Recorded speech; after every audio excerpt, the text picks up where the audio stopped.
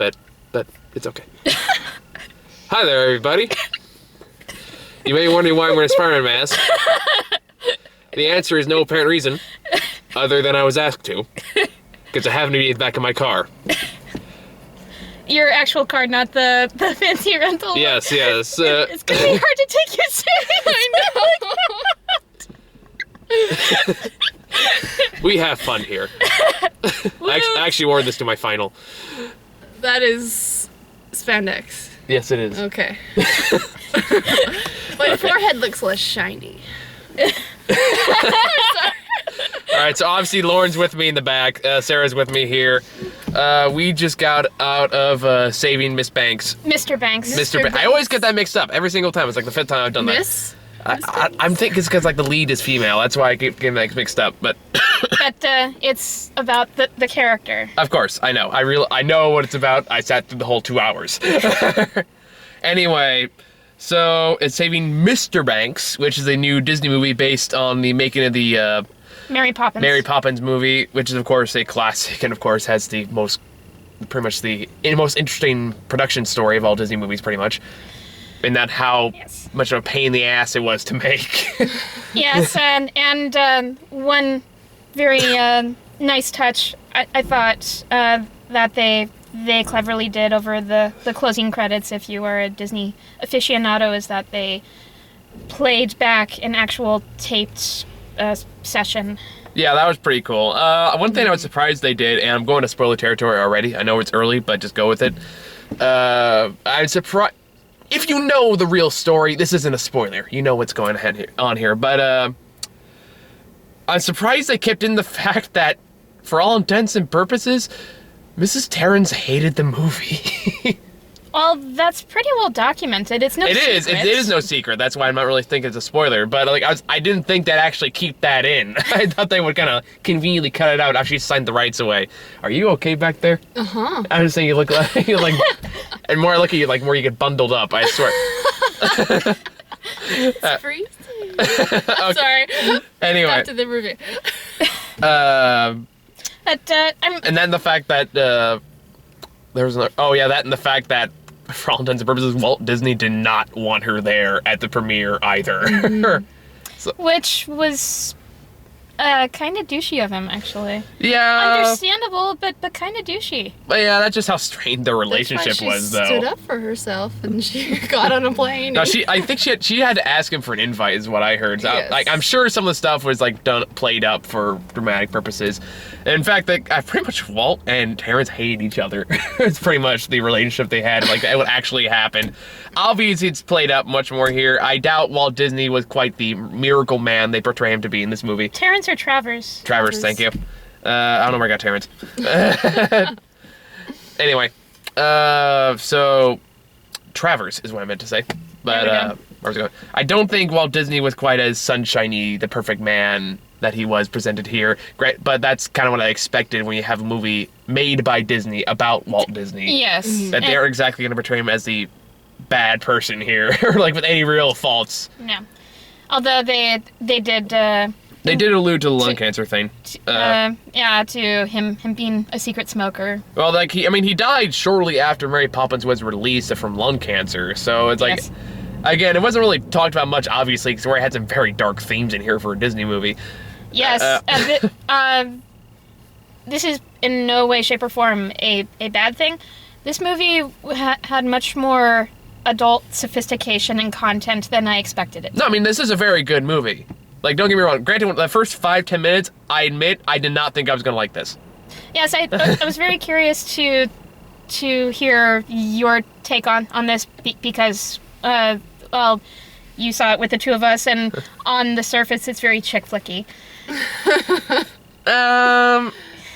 I don't know about that necessarily. It's more on the surface. It isn't necessarily that. It's a part chick flicky, part biopic. Yes. I mean, it is more or less a biopic. At least that's the way I always saw it. And I never really saw it as a chick flick necessarily, because there's no cheesy romance. We fall in love in 3 days, and that's just that. But very true. That's my definition of chick flicky. The Proposal, for example, comes to mind. Never liked that movie. But that's not even close what we're talking about here. No. There's no Ryan Reynolds. Although I would like to know how they worked him in if they could work him in there somehow. Anyway, I'm getting off topic. So saving Mrs. Mr. Banks. Okay. Each time you mess up the title, I'm gonna poke you. Banksy. I'm just gonna say Mrs. over and you get the point you start punching me. Punching me as hard as you can. It's Mr. You asshole! Anyway, so saving Mr. Banks is about Mrs. Travers. I swear to God, this is kind of like one of those fill-in-the-blank questions they have for the computer programs. You're like, Travel. Travers. Travers. Yeah. it's like, you have a phone call from Stacy. Line one. Anyway. Sorry. I don't know why I'm like diverging so much right now, but so it's about her, obviously the author of Mary Poppins, the original book, and she's starts out basically she's out of money in her home in her little house in London, and she finally agrees to go over to Disney at Los Angeles to meet Walt Disney and go over the movie, because apparently, and this part, most of what happened here is actually what happened from what I understand. Most of it. I doubt all of it is, but most of it. In that. Most of it was in LA. What was that? I'm sorry. What? Continue on. What amuses you so? I know. It also was in LA and also in Australia. Oh, is it? too. Oh, yeah. Yes. It cuts back from LA to flashbacks to Australia. To her childhood. Her childhood, and that's where the crux of the drama really takes place. Yes, which I have to say I loved some of the edits. Me too. One of the edits from one of the flashbacks in Australia, you see smoke from a train, and then it transitions to clouds when she's on a plane on her way to Los Angeles, California. I thought that was smooth and beautiful, and there are it's very clear that this production, this film, was handled with the utmost respect and care. True. At the same time, though, honestly, I thought a lot of the imagery at the beginning of the movie was kind of pretentious. How so? I don't know. It felt like it was trying to be artsy and deep and all these things, and I didn't really feel it got that way until they got more into the movie. That's why I thought I wasn't gonna like this movie, because it's like the first shot is literally just of clouds, when then the title pops up, with no real relevance at first. Well, it is a Disney film. Maybe it shows that opening image to establish a sense of whimsy. I know, and that I'm not a big fan of whimsy. I admit, I get tired of it quickly. It goes hand in hand with Disney. I know, and that's why I've always had a problem with Disney movies, and that's why I'm a horrible person. And me being the horrible cynical man that I am, was initially kind of like, oh, I don't like where this is going. Like, yeah, like unnecessarily artsy shots in there, like with the little girl in the back of the train, somberly looking out to the distance as the train pulls away, and the shots of like the clouds that linger for just a few seconds too long, and the unnecessary underwater shot when she throws the pears in there. That was needed. How was that needed? I thought it was. You could easily start throwing pears into a pool. What are you gonna say? Well, that shot was it did seem a little out of place with where it was. Now, I'm not, granted, don't get me wrong. I still really like this movie. I still think it's a great movie. Me too. But it took me some time to win me over. And what about it won you over? Just eventually, again, a lot of it comes down to Emma Thompson's performance. And honest enough, a lot of it comes down to Colin Farrell, too, which I feel is going to be very, very underrated performance. Yes. Sometimes, because you're focused on Emma Thompson and Tom Hanks, obviously. But you can't forget about Colin Farrell. He's a big part of this movie. Yes, and Ruth Wilson. He actually. Yeah. Granted, I haven't seen too many Colin Farrell films. Please, Daredevil is amazing. Phone Booth. I've seen parts of Alexander the Great. But this is easily one of the best performances he's given in a while. Huh! Did you see Daredevil? That shit was amazing. Where he was all bald and he killed that one woman with a M&M. What? Yeah, I saw that. He was a bullseye in M&M? Like candy? Yeah, like Kennedy. What? Did you never see Daredevil? Oh, okay, that's why. that's He on my played the list. villain in Daredevil. It was awful. I was actually being sincere. I know you were, and I'm being sarcastic as I always am. Uh-huh. No, I do agree though. I do think this is a very, very good performance from Colin Farrell, Yes. who plays like the loving dad who's a horrible alcoholic. Yep. And again, that's where majority of the drama comes from, is for those flashbacks, because it kind of tries to. I don't know how much of this is based on reality. I'd imagine at least most of it, based on Terrence, right? Travers. Damn it! Travers. Travers. Travers. I don't know. Where am I getting Terrence? I don't know. I think that they're travelers, and then Okay. rhyme Travers. Okay. travelers. Travers. Okay, I can do this. All right. Because in the beginning. Of the Uh, movie.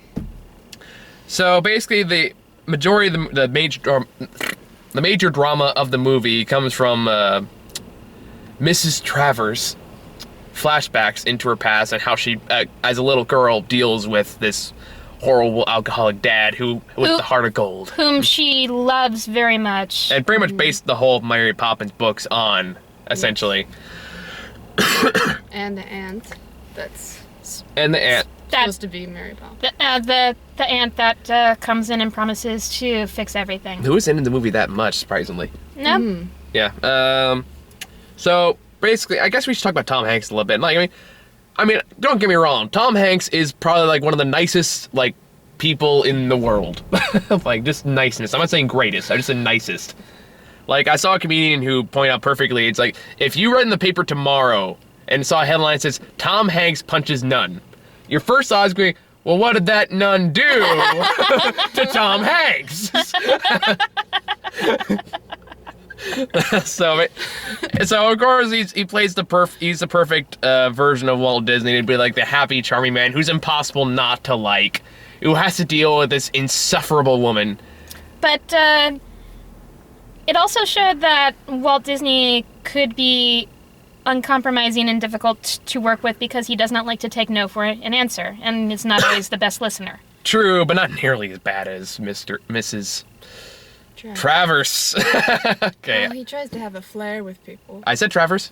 Travers. I know. He tries to treat people very informally. And A little tries bit. to make them feel like home. Yeah. That's what I So he insists everyone to be on a first name basis and stuff like that. Very nice, man. It's like one of those that make people want to have a beer with, like after work. It's like, yeah, I'm gonna hang out with Tom Hanks as Walt Disney. Yeah, it's It's a gonna be little the best day ever. it's a little bit of kind of a fish out of water jokes because Walt likes to be on a first name basis with everyone, and Yeah, they have- and she's proper British lady. Oh, it's Mrs. Travers. And that really annoyed me for the first quarter of the movie, was that the fact that the main character, for all intents and purposes, is pretty unlikable for the first quarter of the way through the movie. She's very much a stickler. To say the least. But it's like she like goes out of her way to make everyone's life harder for no good reason other than she's the proper British woman. And I was like, I can't stand those kind of people in movies or in real life. So I was like, oh, really? We're going to follow this woman for 2 hours? But no, they did a good job of kind of redeeming her a bit, or making it more interesting at least, with the flashbacks. And again, I've talked to people that don't really like flashback as a storytelling device, but it works well here. It does. It does. It does. It adds depth and layers. Especially since those flashback scenes take up a good half of the movie, Yes. at the very least. They're a good example of how flashbacks should be used. Should- I think. Well, it complements a story. Yeah. So and it does Moves it forward. it starts it off very well. Like Colin Farrell plays it very much like the dad who clearly just adores his kids, but can't stop himself from his own weaknesses or reality, and like basically just wants her daughters to maintain their innocence, more or less, or at least their imagination. And I think, and again, that plays well into why she wants Mary Poppins very, very much more grounded in reality.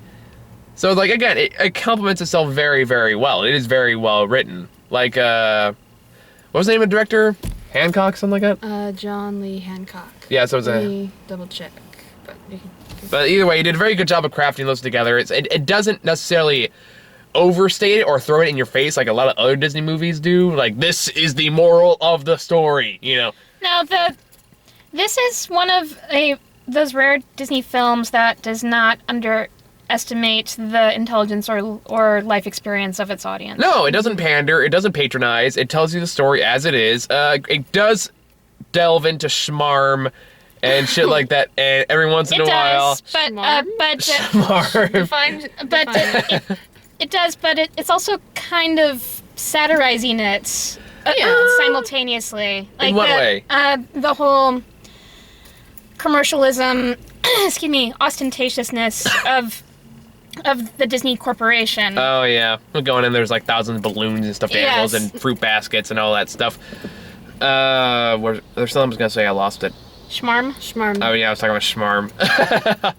But that, again, the movie is also aided by its very, very talented cast. Like, Emma Thompson does a great job of taking this completely unlikable, despicable character and making her likable. That's a pretty astonishing feat. It is. And much through facial expression. And mostly through that, like, and because, like, just to pull that off without really changing much of her attitude is actually pretty impressive.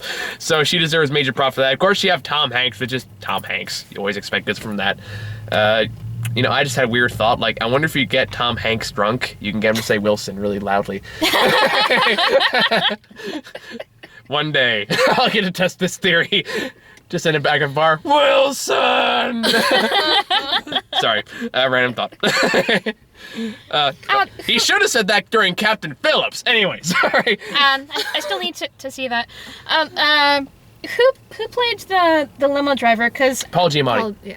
Okay, Love Paul Giamatti. Great actor. Yeah, that explains why I liked him. I think this is the first time in years I've seen him in a role without facial hair. Oh yeah. Okay. That's why I recognize him. Oh my god, I just realized that. Yeah. Then get ready for Amazing Spider-Man 2 because he's in that. I don't think he has facial Sideways. hair. He does not have facial in Spider-Man 2, but he is playing the Rhino, so that will be interesting. Sideways, he had facial hair. Barney's version, he had facial hair. Yeah, this is the first Shooters, he had facial hair. This is the first film I've seen him in with a naked face. Sorry. It's okay. I just talked about how if I got Tom Hanks drunk, I can get him to say Wilson. So I'm not necessarily going to fault you for saying, Paul Giamatti face hairless. That made no sense, but you get what I'm trying to say. Yes. Yeah, anyway. No, again, I really liked Paul Giamatti. He was like my favorite character. I loved him. I thought he was great. Even Emma Thompson's P.L. Travers liked him, which was very endearing. Again, another character kind of worried me at first because he kept saying no problemo. So it's like, oh god, it's like his catchphrase because that's gonna get old fast. That concerned me at first too. And again, surprisingly, the movie avoids a lot of those trappings with like the annoying side characters. Even like the sub characters are actually fairly well rounded. Like the Sherman brothers, are very enjoyable characters, even though they don't add too much significantly to the story. Obviously, I mean, of course, they wrote all the songs, but like. From a narration standpoint, they're just kind of there just to walk. They add on to her annoyance, though. Yeah. They helped to aggravate her. By basically voicing the same thing I would have said in the same situation. Like, there's a scene.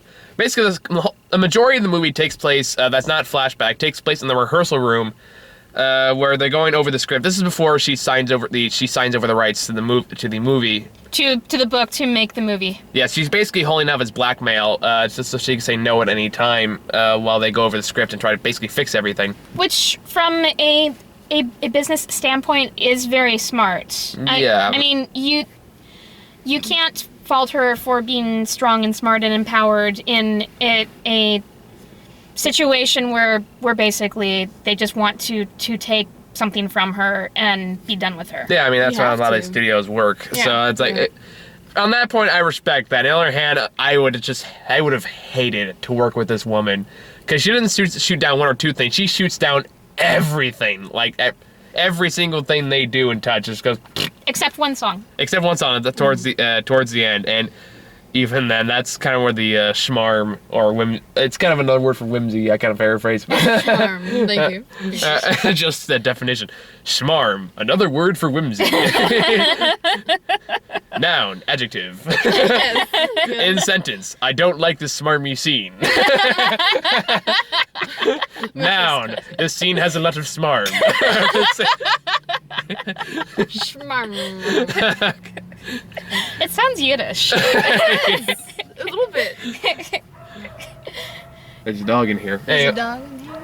a very angry dog. Anyway, back to the movie. Back to the movie. All right. We're Toto? in the car. We're in the car, that's what I say. You said Toto. I He did.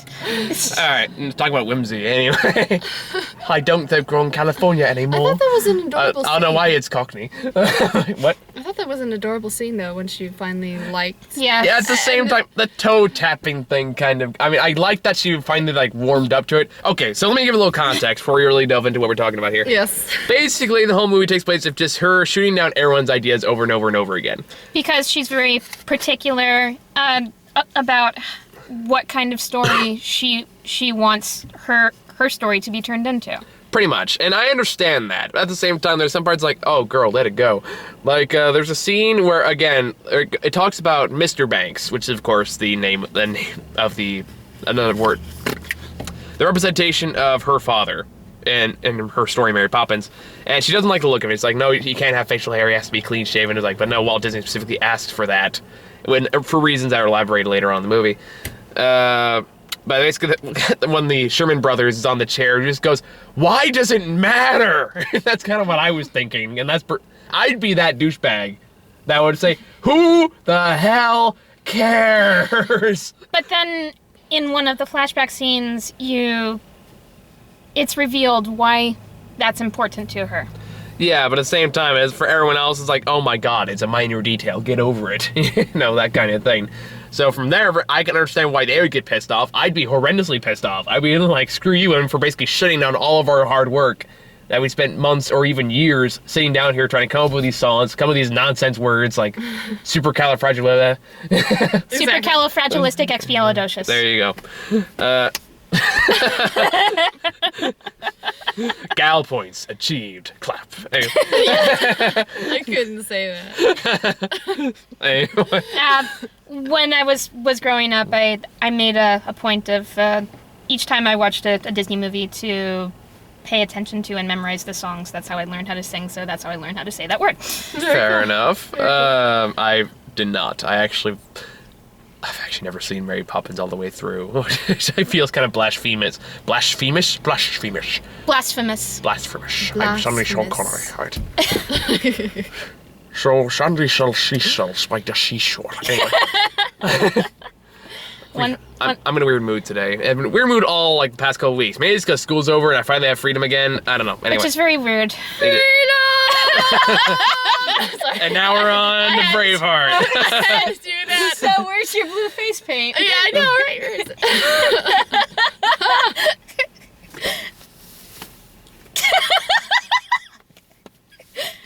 That's not blue.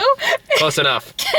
It's one of the primary colors, Freedom! but it's not blue. Who cares? These are the colors that matter. Red, white, and 2 out of 3 colors of the American flag. Freedom! All right. Okay, anyway. And what's the other color of the American flag? Blue, we don't have blue, so Blue. I feel like I'm doing a magic show all over again. Anyway. No, we don't have blue. Well, I got my Spider-Man keychain that has blue on there. But, There you go. all right. Okay. Anyway, So that basically she keeps shooting down idea after idea after idea until like they get to the point, the very end where this is the point where I actually agreed with her, which is like why, like she basically says, why is the father such a horrible person in this? Mm-hmm. Like why is like no father would actually act like this? Why would he tear this up? Why wouldn't he do this? Why wouldn't he do that? It's like okay, that's actually a pretty good point. yes. And one issue I always have is like, why do you make the father be like the most unlikable douchebag you possibly can when most fathers are not this way, or at least the good ones aren't. Yes. So they rewrite the ending to get the classic "Fly a Kite" song in there, and that's the one that kind of wins her over with which like she's sitting there and she has a frowny face, and they start singing the song But slowly, I sense whimsy coming, and her toes start tapping. And next thing you know, she's up on the air, she's dancing, she's smiling, laughing. I liked her when she was laughing and smiling and all that stuff. That was finally great to see after all the horrible heartache and all that horrible crap that happens in the previous scenes. Yes. But I thought like the build-up was a little cheesy with the toe tapping. I don't know. Well, it's a simple thing, but it bugged me. I thought it was cute. It's Disney. Yeah, I know. And again, the schmarm comes back. It was a way to do it, to convey it. Yeah, I know why it was done. Yeah, It not a big deal, but it kind of annoyed me. But like even then, this is also a Disney movie that takes on fucking alcoholism. Yes. And the father dying of reasons.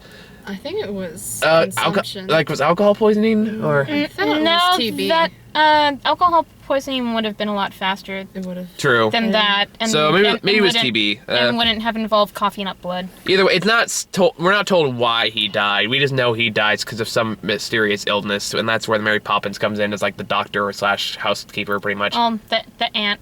The aunt. That's right. It's her sister, right? The hopeful savior.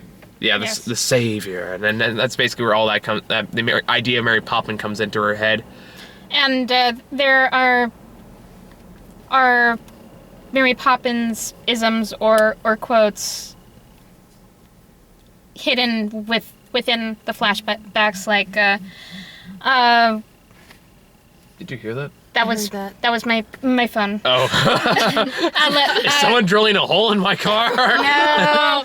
Somebody texted me why, I don't know. Yeah, sorry, that doesn't. No, I'm sorry. You were talking about Mary Poppins quotes. Yes, like the whole half done is well begun, and spit spot, you know. Like again, that's kind of where you kind of question how much of this actually happened, how much was made up for the movie. Because like with any biopic, stuff is made up for the movie all the time. This is nothing new. Captain Phillips' example is like an incredible example of stuff that was made up for the movie, in that half it was horseshit. Not saying Captain Phillips wasn't a good movie, it was. But anyway, that's a whole other topic. Where's it going with this? Right. So eventually she's okay with everything. She finally starts warming up to it until she finds about the animation. Which again, I was wondering if they were going to address that, because it's a very well known fact that she did not want animation any way, shape, or form in her movie at all. And she found out about the animated penguins, and that she flipped the fuck out. Naturally. Well, she felt like she had been had. Of course, and who wouldn't? Like, especially when, it's the backhanding kind of. It's a betrayal. Yes. A betrayal. I didn't like, but look at those eyes. Look at Tom Hanks' eyes. How can you stay mad at that face? I don't think it was Tom Hanks' idea. Anyway, so of course the climax of the movie basically ends with well, I guess you can't. Can you really call it a climax? I guess maybe not in the traditional terms, but I guess you can kind of call Yeah, it. well, it comes full circle. Yeah. I think the it of the film was their conversation at Yeah, at the Yes. very end. It was a great conversation. It was a It great scene was. between the two of them. Yeah. It was genuine. Yeah, like Which, after all of the pretentious corporate artistic bickering back and forth, it was a pleasant contrast to see those two characters have a genuine conversation. yeah, and not to mention, there's some very subtle hints to some of Walt Disney's past as well. Like, you don't see it because it's still a Disney movie. They want to portray Walt Disney as Jesus as much as they possibly can. Basically. But but you do hear some of the coughing, and there's a reference of how he tries to hide his smoking, and you can see him put out a cigarette. The fact that Walt Disney even says "damn" is actually pretty impressive. Yes. Oh, well, that was a great moment. Their first meeting. Their first meeting when she walks away and she goes, "Damn." And that's one of two swear words in the movie, because gotta keep it PG. Yes. Was this PG or was it PG-13? I think it was PG. I believe so. I'm not quite sure. Look it Neither am up. I. Anyway, Look at. look it up. Well, that's what you're doing, isn't it? Yeah, I can't. I don't know. It doesn't show on my app. Let me see. Parents Guide. While she's doing that, anyway, Let me see. where's it going with this? Oh yeah, but even then there's PG-13. Okay, it was PG-13. Okay, they probably could have gone way more then. Probably. Anyway, there's a very brief, it's a 5-second clip. It's one of those blink if you miss it kind of moments when Walt Disney basically tricks her into coming with him to Disneyland. Yes. I'm eliminated! This is the third time it has happened this week. Are you serious? It happened to her twice when we did Anchorman. Like, every time I said something bad about Anchorman, I was like, God was mad at me. Well, this is what you You shall not talk shit about Anchorman, comic nerd. well, you're Lean on a he. you're in a car in a parking lot. I What know, do you I know, expect? but it's or still parking garage. It's still funny. Anyway, Yes. anyway, what was I talking about? Oh yeah, I was talking about Walt Disney. So she basically tricks her into going to Disneyland, which I'm wondering how they cleared out the park to get this camera crew in there. Are you sure it wasn't a set? It might have been a set. It was a pretty convincing set if it Yes. was, because they had like all the Disney characters and everything. So Well, they're mascot costumes. They can't be that difficult to true, fair recreate. enough. But again, it okay. Point. I Say mean, again? this film, like all other films, did have costumers, right? Yeah. Well, my point is, it was very convincing. If it was indeed a soundstage. Oh, it wasn't. Probably wasn't a soundstage. It could have been like a What? Outdoor sets. outdoor set. You know what? dressed up. Look it up if it was the actual Disneyland. I have to know. I shall look at locations. I will be the fact checker. You could just Google, did they actually film in Disneyland for saving Oh wow, that? they did. Oh, Ah! Look at that. I win! Anyway, Oh, wow. sorry. And they actually, I thought they filmed at the Chinese theater, and they did. Yeah. Ah. Okay, so. Ha! it was speculation. I know, I just like being right. Instead of going, the real name of the actor was blah, blah, blah, blah, blah, blah, you got the characters for Frozen backwards. You did. It was confusing when I watched that review. I kept on wanting to correct you through my computer screen. I got the names of the sisters in Frozen mixed up when I said the review. Oh no. And Sarah's given me crap about it ever since. Yes. I got because it's three. misinforming. I got 3 separate messages from her telling me that I got the names wrong. First, it was on the comment to the video. Then it was like, next thing you know, I get a message on Facebook. It's like, oh, okay, oops. Next thing you know, I get a message on actual Facebook going, you got the names wrong. I was like, okay. I get it. It happens. You've been I'm sorry. It's a little off-putting as a viewer. I'll have to make like a public apology, like get on a podium. I have a statement to make. Or just comment on the video. Well, I'm doing it now, so there Oh, you is it go. like a disclaimer? Yeah, Yes. maybe I'll go back and I'll add it in later. Okay. Do Anyway, voiceover, ADR. No. You have to do ADR. I'm joking. I'll make a press release. All right, how about that? I did not mean to get the names backwards. I apologize to my loving wife and my 3 little piglets who've been so supportive of this whole thing. I'm checking myself into rehab. So much weird shit happens on this car. In this. You see You know what? how you see You know how what? confusing the misuse of words can be. No, you guys finish the review. I'm gonna leave now. It's your car. Stay. Oh. Okay, so what aspects of the film did you like? I always say this in reviews. I noticed, but I thought all the performances were delightful. I thought They were. very delightful. I think Emma Thompson was fabulous. He's looking into the car. Oh, it's his car. That didn't last long. It never does. It's not like it's the first time we've done that. Anyway. Yes, I know. Anyway. Yeah, I thought all of the elements were very smooth. You mentioned earlier that the editing was smooth. I Yes. thought the cinematography was just graceful. Me It was too. beautiful. It was. One thing that I mean, granted, I'm not a film emphasis, and I'm a radio emphasis, and my radio TV film major. But one thing that I have learned from taking the required film courses is that if you want your movie to be good, you need to carefully make choices and and pay attention to how those choices are executed and handle it with the utmost care. And that's exactly what the makers of this film did. No, I would agree with that. What time is it now? Okay, yeah. All right, so we're getting close on 10 o'clock here, so we should probably wrap up pretty soon. All right, so... Yeah, I mean, we've pretty much said all... unless you guys have something more to add. I mean, I've pretty much said everything I could think about the movie. Oh, wait, the one more thing. I almost forgot about the final conversation between Walt and... Yes. You know what? Emma Thompson. So between Tom Hanks and Emma Watson. Haha, I still win. Watson or Thompson? Thompson. I said Thompson. I always said Thompson. No, I maybe I'm just thinking of Emma Watson. Damn it! Even when I win, I lose. Such is life. And that's what you get for making fun of Anchorman. Anyway, said God. I don't know why. Again, I'm feeling weird today.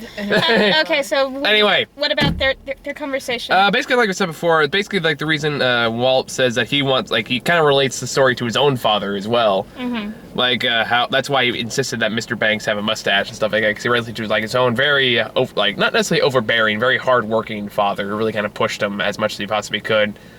And it's like, and they kind of come to a mutual understanding in that regard. I thought that was a very, very well done scene. It was. And of course, when he finally figures out who Mary Poppins is really about, and again, I thought that all that was like very well executed. It's two legendary actors like working off each other. It's just fantastic to watch, especially seeing that like feels like it actually matters rather than Walt Disney trying to like shamelessly manipulate Emma Thompson to the majority of the movie like he does. Yes.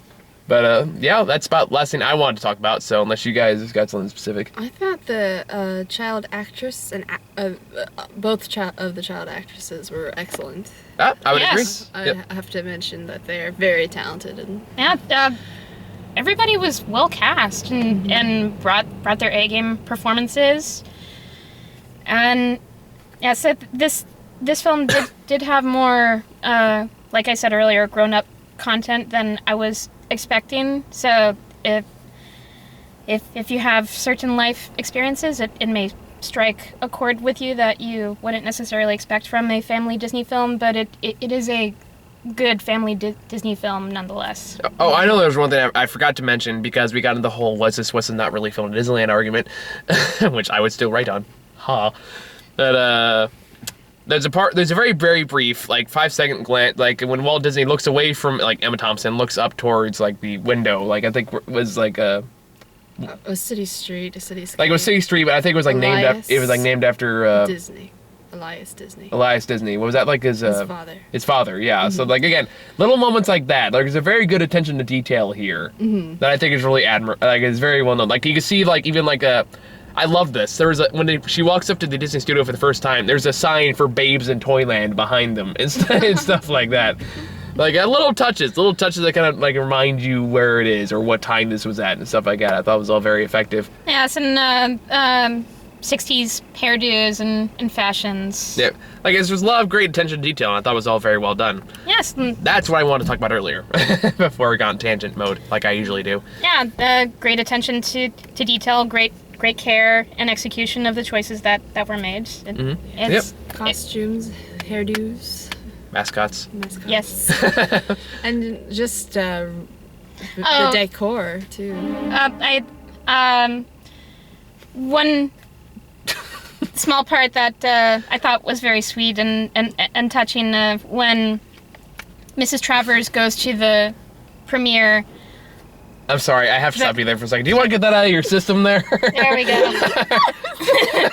Continue on. Are you good? Yeah. I'm sorry. Okay, go ahead. It's a very short moment, but it made me smile and just go, "Aw!"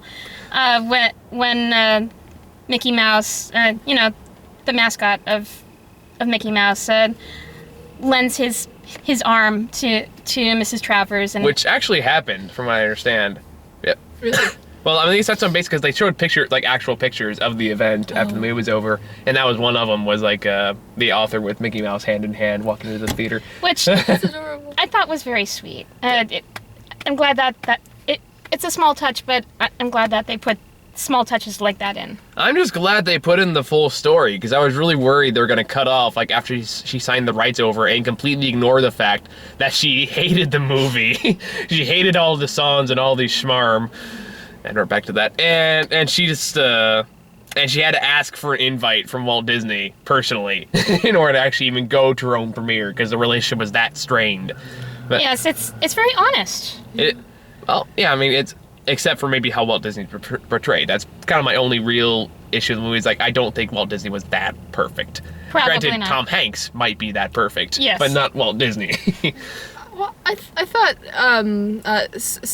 some reviewers have said that this film was like Disney's apology to trappers.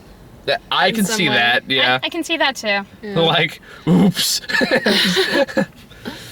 But anyone else got anything? I thought they did an excellent job. All right. In that case, Same here. I recommend it. all right, so let's move on to trailers then. The worst one we got, I don't know what the hell to think about it. What was it, Pompeii or Pompeii. Pompeii? I just don't has that guy from Game of Thrones. That's about all I know from it. Yeah, it's funny. Before this trailer We were talking about came- HBO. came up, we were talking about HBO, and I was telling Michael about the series Rome, and then ancient Italy. It was actually slightly I just know, ironic. like, the only thing I know about the movie is that it has Jon Snow in it, and there's a giant exploding volcano. That's about pretty much all I know about the movie. And And rock music. And rock music. I'm sorry. so before seeing anything in this trailer, before knowing what this trailer was for, I hear this opening rock vocal and it pisses me the fuck off because it is so whiny and I just want to shout, decide if you are a man or a woman and just make a choice and stick with it. Hey, some people get both. No judgment, all right? Some people choose. I mean in your singing style. You mean your penis never touches your vagina? What kind of weird person are you? I'm not a hermaphrodite. Oh, you mean not everyone else is? My mother lied to me.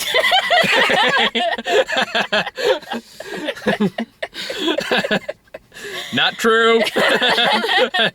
Not true. Yeah, so I like rock music, but I'm not sure about the soundtrack to the Pompeii movie. So Or just the trailer. Yeah, It brought up the drama. it was a It did teaser. work. You started laughing at like the first 5 minutes No, of the I show. didn't. When they're like showing the bodies made of ash. You started laughing. I looked over. You were laughing your ass off. Don't try to lie to It me. was very dramatic. I had no idea what. It's very dramatic. I'm in that mood today. I'm in that mood. That's like watching Sindler's List and going, I'm sorry. My apologies. It's offensive to me and to everyone. I'm just kidding. I was picking like the most dramatic movie I could think of. Schindler's List is on the top of that list. But anyway, moving on from that. Next trailer? Next trailer. I don't remember what this one is. Oh, I remember now. It was that opera Opera. one. One Chance was what it was called. which actually looks like it could be entertaining, I thought. I was more disappointed to actually hear him sing. Like, entire trailer, all, like, boosting up his opera singing talents. We don't hear one lick. Well, the entire trailer didn't necessarily boost up his opera talents. It only boosted them up towards the end of the trailer. True, but they keep hearing it's like, you have a talent, you have a gift, stuff like that. They keep saying that to him over the trailer, and they keep saying it, they go, oh, and then it cuts to another scene. So you never actually hear or see any of it. It was like the more. But you will if you go and see the movie. Apparently, it's a Simon Cowell. Has to be good, right? Simon Cowell really is a corporate whore. Well, yeah. Look at the shows he's been in.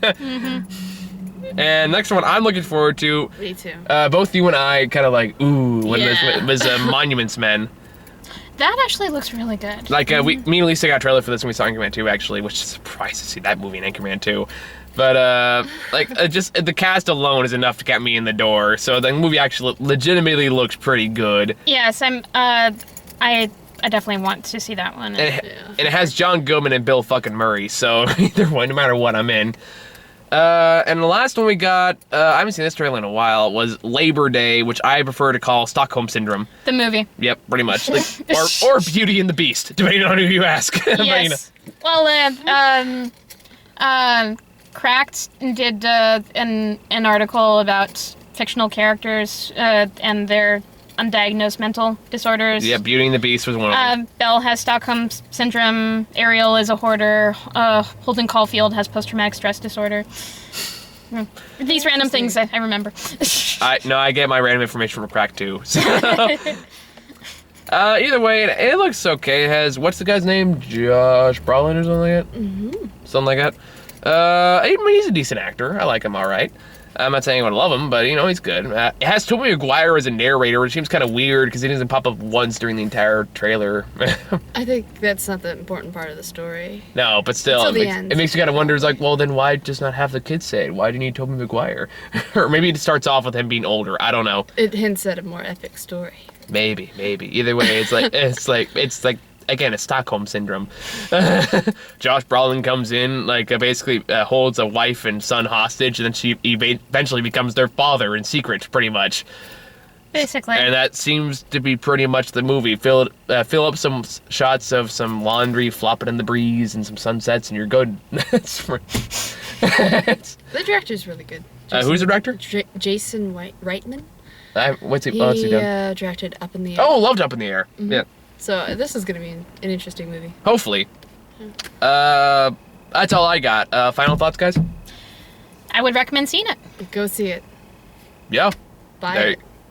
Probably. Buy it on DVD in 3 months, give or take. And you should watch Mary Poppins. You should. Yeah. What are you talking about? You don't even remember Mary Poppins. I remember that I was delighted about it. Delighted by it, not about it.